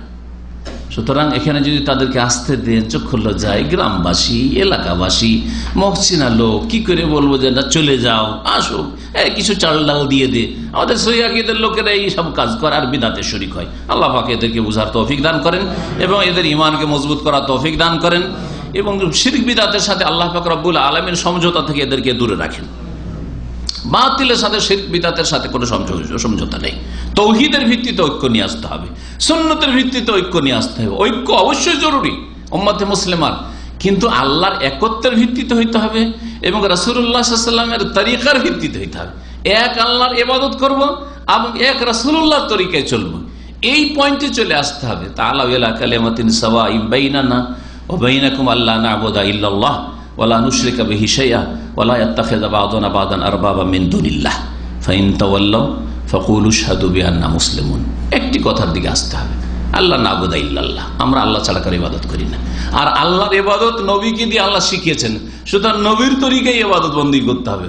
নবী সাল্লাল্লাহু আলাইহি ওয়াসাল্লাম যেই তরিকায় ইবাদত বন্দী করে সেই তরিকা খোঁজ করতে হবে, জানতে হবে, শিখা ফরজ, আর শিখে তারপরে আমল করে। আল্লাহ পাক তৌফিক দান করেন।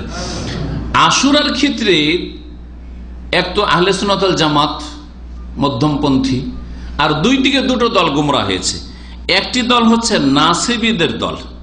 নাসেবীরা সাধারণত শাম দেশে ছিল ওই যুগে, আর তারপরে এখন বিভিন্ন জায়গায় ছড়িয়ে ছিটিয়ে থাকতে পারে, আবার নাও থাকতে পারে। তো এই নাসেবী কাদের বলে? নাসেবী হচ্ছে ওরা যারা নবী সাল্লাল্লাহু আলাইহি ওয়াসাল্লামের বংশধরদের সাথে বিদ্বেষ শত্রুতা রাখে বা রাখত, যে কোনো কারণে হোক না কেন, অথচ তারা মুমিন মুসলিম নবী সাল্লাল্লাহু আলাইহি ওয়াসাল্লামের বংশধর। আহলে বাইতের সাথে বিদ্বেষ আর শত্রুতা রাখা, এই নাসেবীরা এক বিদআত চালু করলো, রিয়াকশনে বিদআত। রিয়াকশনে অন্যায় কাজ হয়, হয় না? হয় না? রিয়াকশন অন্যায় কাজ হয়। আপনার উপর আপনার বস জুলুম করছে, তখন আপনিও নিজের পরিবার পরিজনকে একটু ভালো করে খাওয়া দাওয়া করাই আশুরার দিনে। ওয়াসা আল্লাহু আলাইহি, আল্লাহ তার জন্য প্রশস্ত করে দেবেন আখিরাতকে। ফালাম ইয়ারাহু শাইআন, ইমাম আহমদ রাহমাতুল্লাহ হাদিসটিকে কিছুই মনে করলেন না। মানে হাদিস জাল, হাদিসই নয়, জাল। লাতায়েফ 125 পৃষ্ঠা ইমাম ইবনে তাইমিয়া রাহমাতুল্লাহ শাইখুল ইসলাম বলছেন, লাম ইয়ারিদ ফি যালিকা হাদিসুন সহিহুন আনিন নবী সাল্লাল্লাহু আলাইহি ওয়াসাল্লাম। এই যে আমোদ ফুর্তি করতে হবে আশুরায়, ভালো ভালো খাবার খেতে হবে আর খাওয়াইতে হবে, পরিবার পরিজনকে আনন্দ উৎসব করতে হবে, এই মর্মে নবী সাল্লাল্লাহু আলাইহি ওয়াসাল্লাম থেকে কোনো হাদিস বর্ণিত নেই। ওয়ালা আন আসহাবি, এমনকি তার সাহাবায়ে কেরাম থেকে কিছু বর্ণিত নেই আশুরা সম্পর্কে। ওয়ালাস্তাহাব্বা যালিক আহাদুম মিন আইম্মাতিল মুসলিমিন, মুসলিম আইম্মায়ে কিরাম, ইমাম আবু হানিফা রাহিমাহুল্লাহ, ইমাম শাফিঈ রাহিমাহুল্লাহ, ইমাম মালিক রাহিমাহুল্লাহ, ইমাম আহমদ রাহিমাহুল্লাহ, কেউ আইম্মায়ে, আরো আইম্মায়ে মুহাদ্দিসিন ফুকাহা, তারা কেউ এটিকে মুস্তাহাব মনে করেননি। ওয়ালা রাওয়া আহলুল কুতুবিল মুতামাদা ফি যালিকা শাইআন, আর যেগুলো নির্ভরযোগ্য কিতাব আর সেই কিতাবগুলির লেখক যারা, তারাও এই মর্মে কিছুই বর্ণনা করেননি, লা সাহিহান ওয়ালা দাইফান, না কোনো সহিহ হাদিস রয়েছে আশুরায় খুশি আমোদ ফুর্তি করা সম্পর্কে, আর না কোনো জয়ীফ হাদিস রয়েছে। ওয়ালা ইউরাফু শাইউম মিন হাযিহিল আহাদিসি আলা আহাদিল কুরুনিল ফাদিলা, আর স্বর্ণ যুগে, শ্রেষ্ঠ যুগে, সাহাবায়ে কেরাম, তাবেইন, তাবা তাবেইনের যুগে এগুলি কেউ জানতো না, এগুলি কেউ জানতো না।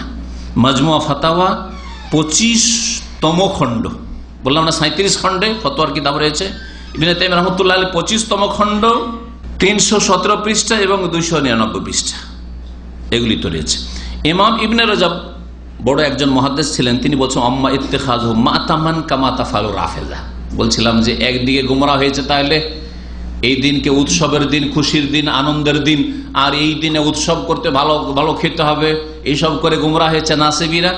আর একদিকে রাফেজা সম্পর্কে, মানে শিয়া ইরানিদের সম্পর্কে, এ মজুসদের আওলাদ, ইবনে সাবা ইহুদিদের আওলাদ সম্পর্কে, এই দুটোর মিক্সচারে এই প্রজন্ম তৈরি হয়েছে।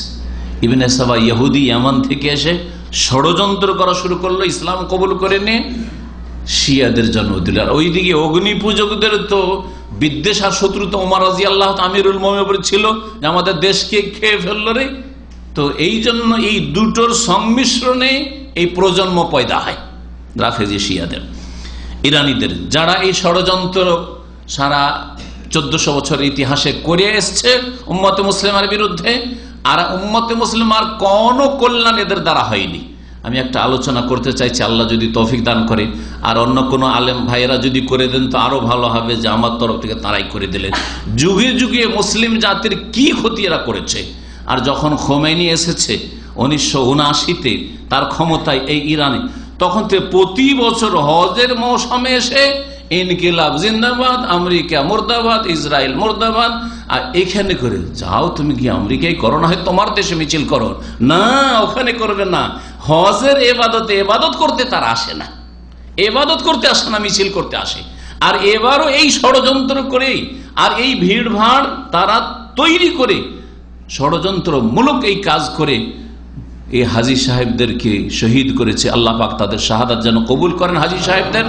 আর এই মারদুদদের, অভিশপ্তদের, যারা ইসলামের বিরুদ্ধে, মুসলিমদের বিরুদ্ধে চক্রান্ত, উদ্দেশ্য আমাদেরকে এটাকে ইস্যু বানিয়ে ঘটনা ঘটার সাথে সাথে তাদের বিবৃতি আসলো যে এখন আর সৌদি আরবের নেতৃত্ব মক্কা মদিনার উপরে চলবে না, এখন ওয়াইসি নেতৃত্ব হইতে হবে, আর তাতে আমরা প্রতিনিধি, রাফেজিরা আসবে আর আল্লাহ ছাড়া অন্যকে পূজা করবে, আর এখানে এসে ইয়া হুসাইন করবে, ইয়া আলী করবে।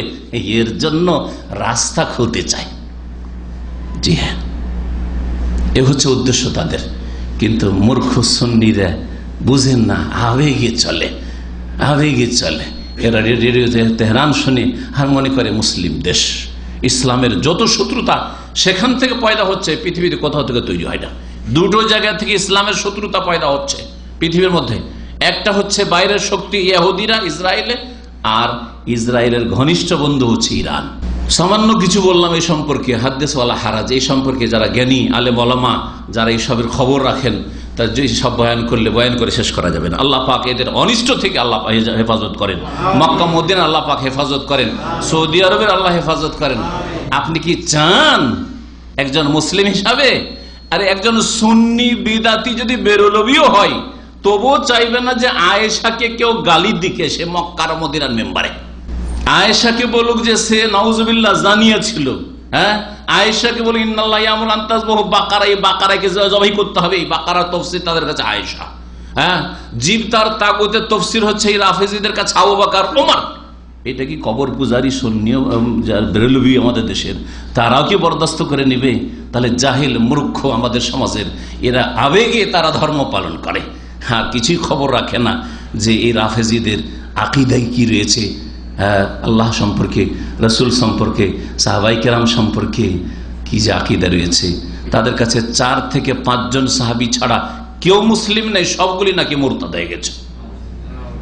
তাদের একটি রওয়ায়াত মোতাবেক 4 জন, আর একটি রওয়ায়াতে 5 জন, শুধু তারা মুসলিম, বাকি কেউ মুসলিম নাই। তো সাহাবাই কেরাম সবগুলি 1,24,000 বেশি সাহাবাই কেরাম সব নাকি মুরতাদ তাদের কাছে, নাউজুবিল্লাহ।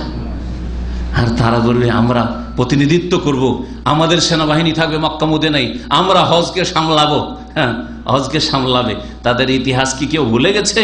হ্যাঁ, যে কত কি করেছে এরা মক্কায় এই 30 বছর, 1979 থেকে খোমেনি যুগ থেকে শুরু করে আজ পর্যন্ত। ভুলে গেছেন?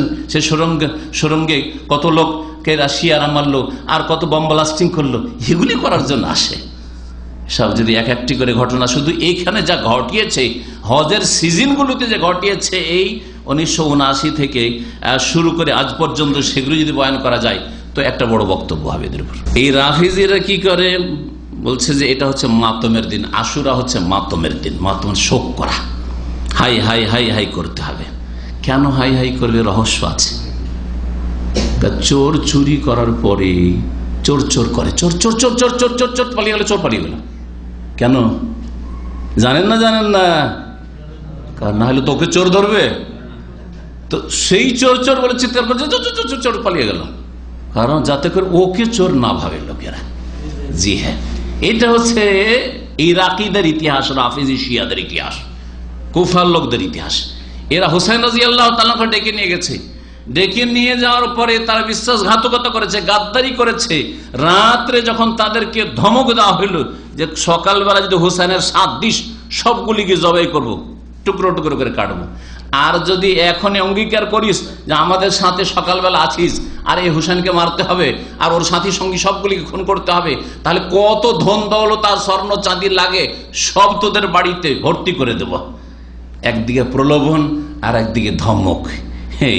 এই দুটোর সামনে সারেন্ডার করে হোসেন রাদিয়াল্লাহু তাআলা আনহুকে খুন করলো এই শিয়া রাফেজিরা, যার ফলে খুন করেছে। এখন কান্নাকাটি না করলে তো চোর ধরা পড়ে যাবে, সেই জন্য কান্নাকাটি এমন শুরু করলো কিয়ামত পর্যন্ত এই আশুরাতে কান্নাকাটি করতে থাকবে, শোক মাতম করতে থাকবে। এটা হচ্ছে পুরো হুসাইন রাদিয়াল্লাহু তাআলা আনহুর ইতিহাসের খোলাসা, যা আপনাদের শুরু বললাম। এই রাফেজারা কি করে? শিয়ারা লিয়াজালে কাতরিল হুসাইন, হুসাইন রাদিয়াল্লাহু তাআলা এই দিনে যে শহীদ হয়েছেন সেই জন্য তারা এটাকে মাতম যে মনে করে, শোক দিবস মনে করে। ফাহামিন আমালি মান দাল্লা সায়াহু ফিল হায়াতিদ দুনিয়া ওয়া হুয়া ইয়াহসাবু আন্নাহু ইউহসিনু সুনআ। বলছেন যে এটা ওই সব গোমরা পথভ্রষ্টদের কাজ যারা মেহনত করে ভ্রান্ত পথে আর ধারণা করে যে আমরাই ঠিক করছি। আল্লাহ এদের কথা কোরআনে কারীমের সূরা কাহাফে উল্লেখ করেছে। সূরা কাহাফের 103 নম্বর আর 104 নম্বর আয়াত পড়ে দেখেন।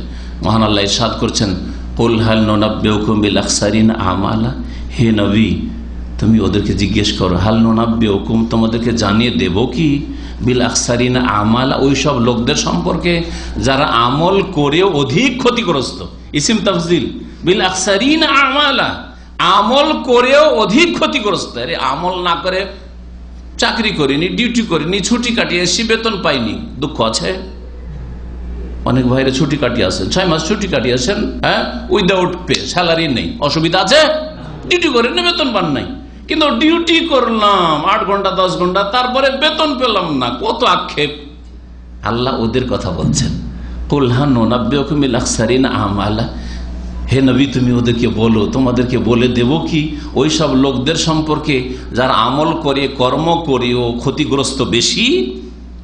তারপরের আয়াতের জবাব 104 নম্বর আয়াতে, আল্লাযীনা দাল্লা সাইয়ুহুম ফিল হায়াতিদ দুনিয়া, যাদের মেহনত ভ্রান্ত পথে হয়েছে, ভুল পথে মেহনত করেছে, ফিল হায়াতিদ দুনিয়া, পার্থিব জগতে কর্মক্ষেত্রে কাজের জায়গায় কাজ করতে বলা হয়েছে, এই দিকে কাজ করে রোজা রাখো, শুকরানা রোজা রাখো। মুসা আলাইহিস সালাম রোজা রেখেছেন, আমার প্রিয় নবী রোজা রেখেছেন, রোজা রাখো।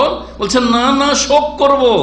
দাল্লা সাইয়ুহুম ফিল হায়াতিদ দুনিয়া, পার্থিব জগতে কর্মের জীবনে ভ্রান্ত পথে মেহনত করেছে। ওহুম ইয়াহসাবুনা আন্নাহুম ইউহসিনুনা সুনআ, কিন্তু তাদের ধারণা ছিল খুব ভালোই কাজ করে যাচ্ছি, শোক মাতম করছি, ইয়া হুসেন ইয়া হুসেন করছি, হাই হুসেন হাই হুসেন করছি, আর বুক চাপড়াচ্ছি, আর রক্তে রক্তিত হয়ে যাচ্ছি, আর এইসব করবলা করছি, আর তাজিয়া করছি। ইউহসিনুনা সুনআ, খুব ভালো কাজ করছি। এরা কর্ম করে অধিক ক্ষতিগ্রস্ত, আল্লাহ পাক বলেছেন। এই কথা আমার না, ইবনে তাইমিয়া রাহমাতুল্লাহ, ইবনে রাজব রাহমাতুল্লাহ আলাইহি বলছেন। তারপরে ওয়ালাম ইয়ামুরিল্লাহু আলা রাসূলিহি, না আল্লাহ হুকুম করেছেন না তার রাসূল হুকুম করেছেন, বিত্তিখাযে আইয়ামে মাসাইবিল আম্বিয়া ওয়া মাউতিহিম মাতামান, নবীরা মারা গেছেন না যান নাই? নবীরা দুনিয়া থেকে গেছেন না যান নাই? নবীদের ইন্তেকালের ওপর শোক করার আল্লাহ হুকুম দিয়েছেন? রাসূলুল্লাহ সাল্লাল্লাহু আলাইহি ওয়াসাল্লাম হুকুম দিয়েছেন যে আমি মারা গেলে আমার ওপর শোক করিও প্রতি বছর 12 রবিউল আউয়ালে, হুকুম দিয়েছেন। এই কথা বলছেন ইবনে রাজব রাহমাতুল্লাহ, বলছেন না আল্লাহ হুকুম করেছেন না তার রাসূল হুকুম করেছেন। বেত্তেখাজে আইয়ামে মাসাইবিল আম্বিয়া, নবীদের উপর যে মুসিবত এসে, দাঁত শহীদ হয়েছে নবীর, তায়েফে তিনি জখম হয়েছেন, আহত হয়েছে, রক্তে রক্তিত হয়েছেন, আরো কত বালা মুসিবত এসেছে, এই দিনগুলিতে শোক করো, এইরকম হুকুম আল্লাহ দেননি, রসুল দেননি। ওয়ামাউতাহিম, এবং তাদের ইন্তেকালের দিনগুলি তো কোন শোক করার নির্দেশ আল্লাহ পাক দেননি, তার রসুল দেননি। ফাকাইফা বেমান হুয়া দুনহুম, যদি নবী রসুলের শোক না করা চলে, তাহলে নবী রসুলের নিচে যারা, তাদের কি করে শোক করা যেতে পারে? এই জন্য আমি আমার এর আগের আলোচনায় বলেছি, হোসেন রাদিয়াল্লাহু তাআলা আর হাসান দুই ভাই, ঠিক না? দুই ভাইয়ের বাপের নাম কি? আলী। আলী বড়, আলী শ্রেষ্ঠ না হুসেন শ্রেষ্ঠ? তো আলীকে তো ফজর নামাজে যাচ্ছিলেন আর শহীদ করা হয়েছিল, ইবনে মুলজাম খারিজি শহীদ করেছিল, আলীর ওপর কেন শোক মাতম করা হয় না? আলীর ওপর আলী বড় না উসমান বড়? উসমান বড় না আলী বড় না উমার বড়, আবু বকর বড়? বলেন দেখি। তাহলে আবু বকরের ইন্তেকালের উপর কেন শোক মাতম করা হয় না? উমর রাদিয়াল্লাহু তাআলা কে মজুসি, ইরানি, আবু লুলু, ফাইরোজ, দাইলামি, এই খবিস মসজিদ নববীতে ঢুকে ফজরের নামাজে আঘাত করলো আর বিষাক্ত ছোরা দিয়ে। বলেন দেখি, তাহলে তার কেন শোক মাতম করা হয় না? উমরের কেন শোক মাতম করা হয় না? ওসমান রাদিয়াল্লাহু তাআলা কে রোজার অবস্থায়, কোরআন তেলাওয়াতের অবস্থায়, জুমার দিনে আসর আর মাগরিবের মাঝে দোয়া কবুল হওয়ার সময়, আর মসজিদে রাসূলুল্লাহ সাল্লাল্লাহু আলাইহি ওয়াসাল্লামের পাশে তিনি প্রতিবেশী, তাকে এইভাবে জুলম অত্যাচার করে শহীদ করলো বাগী খারিজিরা, কেন শোক মাতম করা হয় না? কেন শোক মাতম হয় না? আবু বকরের জন্য করলেন না, ওমরের জন্য করলেন না, উসমানের জন্য করলেন না, আলীর জন্য করলেন না, আরে হাসানকেও বিষ খাওয়িয়ে শহীদ করলো, তার জন্য শোক মাতম না। আর হুসাইন হুসাইন করে জ্ঞান কার্য শোক। এখন বুঝতে পারলেন রহস্য, যে যাতে করে চোর ধরা না পড়ে, মুসলিম জাতির চোখে ধুলো দিয়ে রাখা যায় যে আমরা খুন করিনি, অন্য কেউ খুন করেছে, সেই জন্য তো আমরা শোক করছি আর কাঁদছি, কিন্তু খুনি তারাই, খুনি তারাই। আল্লাহ পাক যেন বুঝার তৌফিক দান করেন। শেষখানে এক দুটি কথা বলবো। নতুন বছর আসলো, নতুন বছরের অভ্যর্থনা আপনি কেমন ভাবে পেশ করবেন? নতুন বছরে আপনার চাল চলন সহজ ভাষায় কেমন হবে? ওই রকমই চাল চলন যেমন গত বছরে ছিল, তার আগের বছরে ছিল, গত দিনগুলিতে, গত জীবনে ছিল, ওই রকমই থেকে যাবেন সারা জীবন? আপনি মনে করেছেন সারা জীবন এইরকমই সুস্থ থেকে যাবেন, সারা জীবন এইরকমই আপনি সবল থেকে যাবেন, সারা জীবন আপনি বেঁচে থেকে যাবেন, আর সারা জীবন আপনি এই রকমের নিয়ামত ভোগ করতে থাকবেন? না, একদিন আপনাকে কবরে যেতে হবে, একদিন আল্লাহর সামনে দাঁড়াতে হবে, একদিন মুনকার নাকিরের সওয়ালের জবাব দিতে হবে, একদিন আল্লাহর সামনে হাজিরা দিতে হবে। ওয়াজাদু মা আমিলু হাদিরা ওয়ালা ইয়াজলিমু রাব্বুকা আহাদা, সবকিছু সামনে উপস্থিত পাবেন। সুতরাং ফিরে আসেন, দাওয়াত দেব নতুন বছরে তওবার দিকে, ইস্তেগফারের দিকে। অতীতে যা হয়েছে এর জন্য আল্লাহর কাছে ক্ষমা চান, ইস্তেগফার করেন, আল্লাহ মাফ করে দাও। এবং ফিরে আসাকে তওবা বলা হয়। আল্লাহর দিকে ফিরে আসেন, আল্লাহর দিকে ঝাঁপিয়ে পড়েন, গুনাহকে পেছন দিকে ছেড়ে দিয়ে আল্লাহর সন্তুষ্টির দিকে দৌড় দেন। আল্লাহ পাক যেন তৌফিক দান করেন। এই নতুন বছরকে অভ্যর্থনা জানাবেন বেশি বেশি নেক আমলের মাধ্যমে, বেশি বেশি নেক আমলে অংশ নেন, জিকির আজকারের মাধ্যমে বেশি বেশি জিকির, সুন্নতি জিকির আজকার করেন। বিদাতি জিকির আজকার করবেন না, অবশ্যই করবেন না, কিন্তু সুন্নতি বহু জিকির আজকার রয়েছে। গত সপ্তাহগুলিতে আমি জিকির আজকারের দুটো আলোচনা করেছি, অত্যন্ত গুরুত্বপূর্ণ। এই আলোচনাগুলি শুনে জিকির আজকারগুলি আপনি নিয়মিত করার চেষ্টা করেন। আল্লাহ পাক যেন তৌফিক দান করেন। আরো দাওয়াত দেব, নতুন বছরকে অভ্যর্থনা জানান আপনি ফরজ অজেবের হেফাজতের মাধ্যমে। কমপক্ষে ফরজ অজেবে ঘাটতি করিয়েন না, 5 ওয়াক্ত নামাজে 4 করিয়েন না, ফজরের নামাজ জামাত ছাড়িয়েন না, হ্যাঁ, ওয়াজিব কাজ ছেড়ে দিয়েন না, যাতে আল্লাহর সামনে আপনাকে জবাব দিতে হয়, আপনি জিজ্ঞাসিত হন কেন এই কাজ করোনি। সকল সেই দিন করবেন। কোথা থেকে আপনি ঘাটতি পূরণ করবেন? ঘাটতি পূরণ তখন করতে পারবেন না। কারো হক নষ্ট করবেন না, অভ্যর্থনা জানাবেন নতুন বছরকে সমস্ত গুনাহ থেকে বেঁচে থেকে, অন্যায় কাজ থেকে বেঁচে থেকে, আপত্তিকর কাজ থেকে, কোরআন এবং হাদিস ইসলাম বিরোধী কাজ, আল্লাহ রসুলের নাফরমানি করবেন না, সমস্ত রকমের গুনাহ থেকে আল্লাহ পাক যেন বেঁচে থাকার তৌফিক দান করেন। নতুন বছরকে অভ্যর্থনা জানাবেন আপনি নতুন আমলনামার পাতা খোলার মাধ্যমে। আমলনামা নতুন বছরে খুলেছে, এই নতুন আমলনামায় যাতে করে আর কোনো গুনাহ লেখা না হয়, আর গুনাহ যদি অনিচ্ছাকৃত হয়ে যায় সাথে সাথে যেমন মিটাবার ব্যবস্থা আছে না, ছোট ছোট বাচ্চাদের কাছে আছে না, হ্যাঁ, তা আপনার যেন মিটাবার ব্যবস্থা থাকে। সেটা কি? তওবা ইস্তেগফার, দ্রুত তওবা ইস্তেগফার করেন, আস্তাগফিরুল্লাহ ওয়া আতুবু ইলাইহি। দিনে নবী করিম সাল্লাল্লাহু আলাইহি ওয়াসাল্লাম 100 বার করে, 70-এর অধিক বারবার করে তওবা ইস্তেগফার করতেন, অথচ তার ভুল ভ্রান্তি নেই, মাসুম। আল্লাহ পাক যেন আমাদেরকে তার অনুসরণের তৌফিক দান করেন। নতুন বছরের অভ্যর্থনা জানাবেন না আপনি অভিনন্দন জানিয়ে, মোবারকবাদ জানিয়ে, হ্যাপি নিউ ইয়ার, এই বিদাত করবেন না। না আরবি বছরের ক্ষেত্রে এই বিদাত করবেন, না ইংরেজি নিউ ইয়ার জানুয়ারি আসলেই বিদাত করবেন, না বৈশাখ মাস আসলে বাঙালিদের বাংলা নতুন বছর শুরু হবে তখন নববর্ষের এই বিদাত করবেন। কখন আপনি অভিনন্দন জানিয়ে আর হ্যাপি বলে, হ্যাপি নিউ ইয়ার বলে, নববর্ষ বলে আপনি কাউকে অভিনন্দন জানাবেন, এসব বিদাত করবেন না। এগুলি কাফের বিজাতিদের কাজ, এগুলিতে বেঁচে থাকবেন। এইরকম উৎসব করা, অনুষ্ঠান করা, নতুন বছর উপলক্ষে আমাদের উৎসব চলছে, আপনারা বাঙালি হয়ে যদি বাংলার বৈশাখের যদি নববর্ষের উৎসব করেন, তাহলে ইংরেজরা ইংরেজির করবে। আজকাল বাঙালিও শুরু করেছে ইংরেজি করা, মাশাআল্লাহ, কারণ ইংরেজ হইতে হবে বাঙালি থেকে, আর হইল না কাজ, শুধু বাঙালি থেকে কাজ হইল না, আর গরিবই থেকে গেলাম, ইংরেজ হইতে হবে, তাহলে একটু পয়সাওয়ালা হব, আর একটু বড় হব হয়তো। এই যে গোলামির চিন্তাধারা, চিন্তা চেতনা, গোলামি করে করে এই বদ অভ্যাস হয়ে গেছে। এগুলো থেকে আল্লাহ পাক বাঁচার তৌফিক দান করেন।